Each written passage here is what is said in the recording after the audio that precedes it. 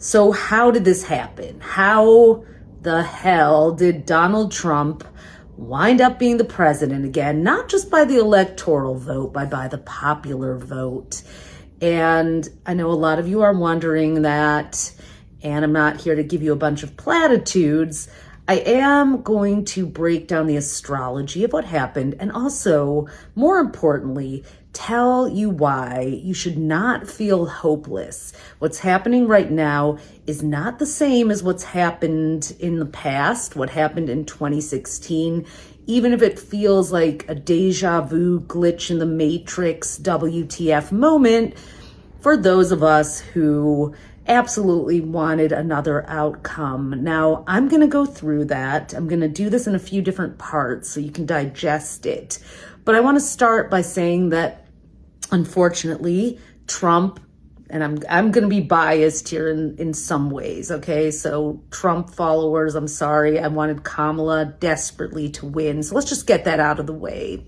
But listen, I'm going to give you the objective astrological breakdown of this. Now, Trump had the better astrology. He had Jupiter, the planet of luck and bounty and abundance, the most protective planet, right on top of his sun at 20 degrees of Gemini. Now, this is something that only happens once per decade. And seeing that was already something that we talked about in an earlier video back in July. I'll post that later today. I'll repost my Kamala and Trump videos, but I want to be sensitive to how people are waking up feeling, because I know many of you are not celebrating any sort of a red wave right now.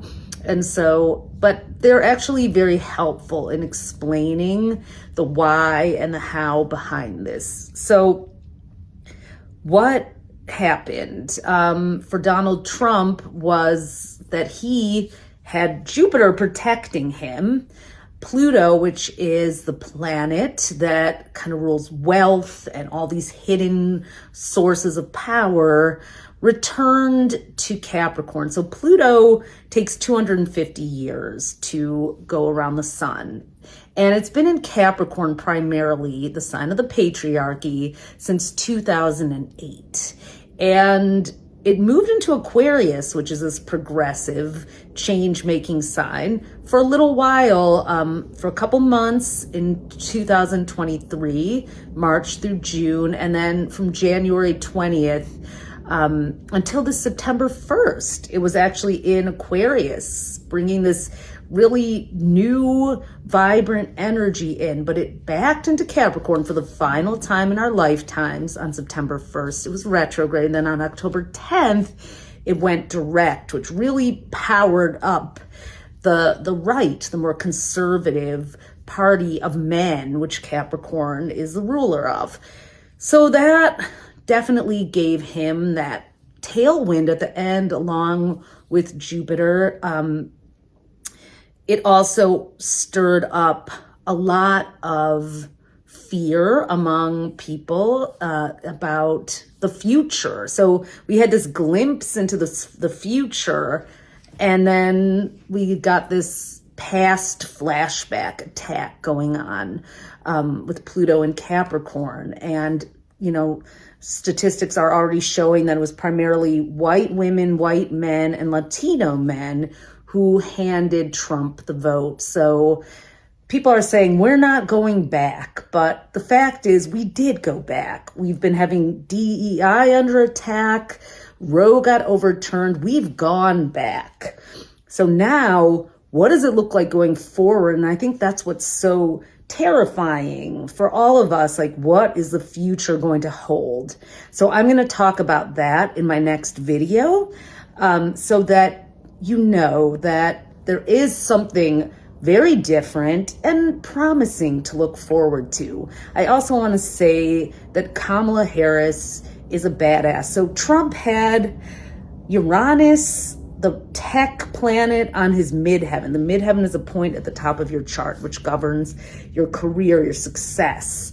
So Uranus rules tech. He had Elon Musk, a tech billionaire, Peter Thiel, another tech billionaire, pouring into him all the crypto punks and crypto bros. were there. Kamala had Neptune, which rules film and glamour. She had all the Hollywood behind her. And what she did in a few short months is incredible. That is a breakthrough, and that is a dent in the wall of things. It didn't wind up the way many of us wanted it to or hoped it to, but let's definitely not spend today looking at what she did wrong as much as we also look at what she did right and how the odds that were stacked against her from this still racist, sexist, all the isms country that we live in and are divided in. She still got pretty damn farther than anyone ordinarily would do in such a short amount of time. So, and she's a Libra. She also has we have the South Node in Libra right now, which was definitely not helpful for her. She's going through a lot of Kamala right now, but she stepped up and she's made a difference. And this has made a difference. There is a connection among people that wasn't there before.